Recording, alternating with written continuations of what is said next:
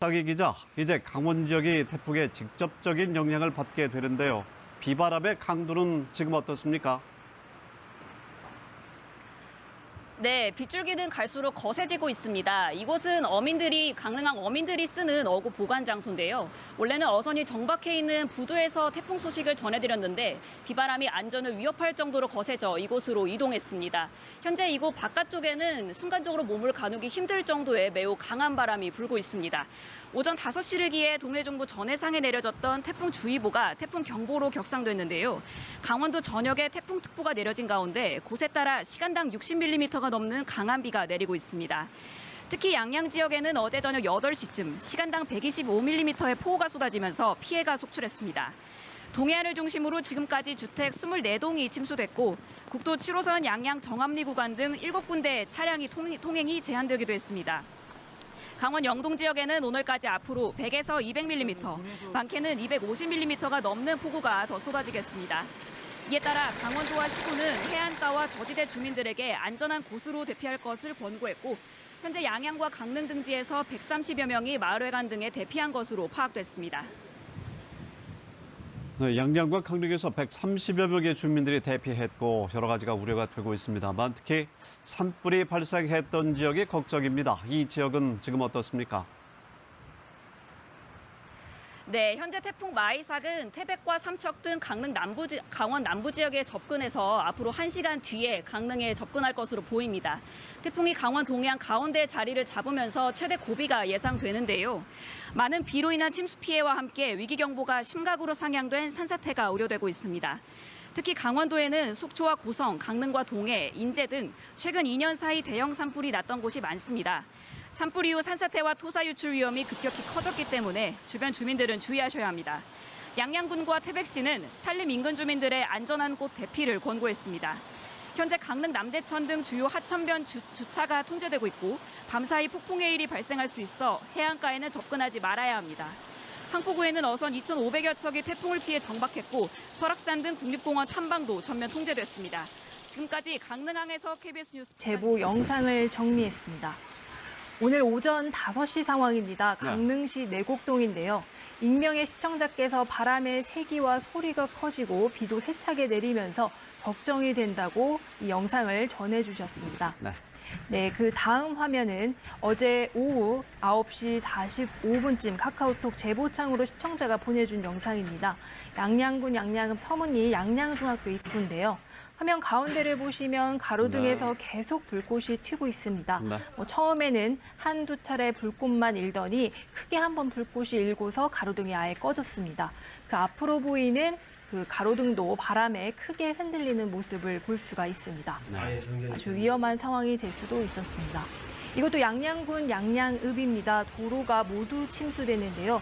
물이 자동차 바퀴의 반 이상까지 차올라 있고요. 주변으로는 스티로폼 등이 둥둥 떠다니고 있습니다. 다음은 어제 오후 8시 50분 양양터미널과 양양시장 주변입니다. 화면에 나온 것처럼 이 일대가 침수되면서 사람들의 허벅지 높이까지 물이 들어차 있는 모습을 확인할 수가 있습니다. 비슷한 시각 그 속초에서도 피해가 속출했는데요. 지금 보는 화면은 속초시 조양로입니다. 그 도로 하수구가 역류하면서 맨홀이 열리고 물기둥이 사람 키 높이만큼 솟구치면서 흘러나오고 있습니다. 이 일대 모두 흙탕물로 변한 상황입니다. 박인식 씨께서 보내주신 영상입니다. 네, 마지막으로 강릉에 있는 어제 오후 6시의 영상입니다. 아파트 일대가 모두 이제 물로 들어차면서 성인 남성의 발목까지 물이 차오른 모습이고요. 그 주민들이 긴급하게 대피하는 모습이 영상에 담겼습니다. 그 아이를 업고 그 대피하는 할머니 그리고 그 가게 안에 들어찬 물을 연신 퍼내는 모습도 이 화면에 담겨 있습니다. 어제 오후 북부 등에서 정전 사고가 잇따라 발생했습니다. 먼저 포항 상황인데요. 오늘 새벽 2시 25분을 시작으로 포항 구룡포읍과 상로등 등 여러 곳에서 현재까지 모두 3차례의 정전이 발생했습니다. 피해 규모는 1,150여 세대로 파악되고 있습니다. 경주에서는 새벽 2시쯤부터 경주 내남면과 양남면, 간포 등 5개 읍면동에서 정전 신고가 들어왔습니다. 청송에서는 새벽 1시 30분쯤 건물 지붕이 떨어지면서 주변 전선을 건드려 1,740여 가구가 정전됐다가 지금은 전력이 공급된 상태입니다. 이 밖에 영양에서도 119가구, 영덕에서는 1,100여 가구가 정전 피해를 겪었고 대구 효목동에서도 배전선로에 이물질이 끼어 2,500세대가 순간 정전을 겪었습니다. 경북 정전 지역의 경우 한국전력이 복구 작업을 벌이고 있지만 강한 바람 때문에 작업이 쉽지는 않은 상황입니다. 이 밖에 소방본부에 접수된 안전조치 등의 신고는 대구 80건, 경북 220건 등으로 집계되고 있습니다. 이번 태풍의 피해 양상을 살펴보면 비보다는 강풍으로 인한 창문 깨짐, 그리고 나무 쓰러짐, 또 시설물 파손 등의 피해가 많습니다. 다행히 대구 경북에서 인명피해는 접수되지 않았는데요. 태풍이 완전히 물러간 게 아닌 만큼 안전한 곳에 머무르는 등 피해가 없도록 각별한 주의가 필요합니다. 지금까지 보도국에서 KBS 뉴스 최복입니다. 먼저 오전 4시쯤입니다. 경주시 건천읍인데요. 시청자 신호철 씨께서 보내주신 영상입니다. 산업단지의 폐기물 처리장 구조물이 붕괴됐습니다. 매우 큰 구조물인데 맥없이 무너진 모습입니다. 그다음 울진군 온정면 소텔입니다. 비가 들이붓듯이 쏟아지는 모습이 가로등에 비치고 있는 모습입니다. 포항시 두호동인데요. 아파트 옆인데 나무가 쓰러질까 봐 무섭다라고 제보자께서 촬영을 해주셨습니다. 새벽 3시 40분인데요. 포항시 오천읍의 한 아파트입니다. 아파트 주차장에 주차된 차량들을 비바람이 강하게 흔드는 바람에 단체로 경보음이 울리는 모습이 포착이 됐습니다. 다음 포항 영일대 해수욕장입니다. 새벽 3시쯤인데요. 거센 비바람이 몰아치고 있습니다. 저희 취재진이 안전에 대한 우려로 실내로 대피한 곳이기도 합니다. 그 다음 영상을 보시면요. 역시 포항인데요. 빗물이 마치 달려가듯이 바람에 날아가는 모습을 볼 수 있습니다. 그다음 대구에서는 주로 시설물 피해들이 집계가 됐는데요. 2m가량 되어 보이는 스크린 골프장의 간판이 바람에 이리저리 흔들리다가 갑자기 떨어집니다. 주차된 차량이 파손될 뻔한 상황입니다. 그다음 대구 중구 문화동에서는 공중전화 박스가 그대로 넘어져서 소방관들이 조치를 취하는 모습을 소방서에서 보내주셨습니다. 태풍의 위력을 그대로 느낄 수가 있습니다. 우리 지역은 현재 강한 비바람이 몰아치는 부산 도심도로. 강풍에 떨어진 구조물이 종이장처럼 흩날립니다. 건물 간판도 뜯겨나가 도로 곳곳을 나뒹굽니다. 한 대형 간판은 도시철도 역사 입구를 가로막았습니다. 임시건물 벽면도 강풍에 날려 산산조각 났습니다. 오늘 새벽 부산에 상륙한 태풍 마이삭으로 도심에는 순간 최대 풍속 초속 40m의 강한 바람이 불었습니다. 보시는 것처럼 3층 높이의 이 커다란 나무도 강풍을 견디지 못하고 뿌리째 뽑혔습니다. 해안가에는 거센 파도가 몰아쳤습니다. 부두가 순식간에 물에 잠겼고 저지대 주민들은 바닷물이 들이닥칠까 봐 뜬 눈으로 밤을 새웠습니다. 굉장히 무섭지. 이제 해안가에 집이 이리 있으니까 걱정이 돼가 밤에 잠도 못 자고. 위험한 사고도 이어졌습니다. 오늘 새벽 1시 반쯤 부산 사하구의 한 아파트에서 베란다 창문 파손을 막기 위해 창문을 테이프로 붙이는 도중 깨진 유리창에 부상을 당한 60대 여성이 병원으로 옮겨져 치료를 받다가 숨졌습니다. 소지품을 주우려던 40대 여성이 도시마천에 빠졌다 구조되기도 하는 등 태풍의 영향으로 5명이 다쳤습니다.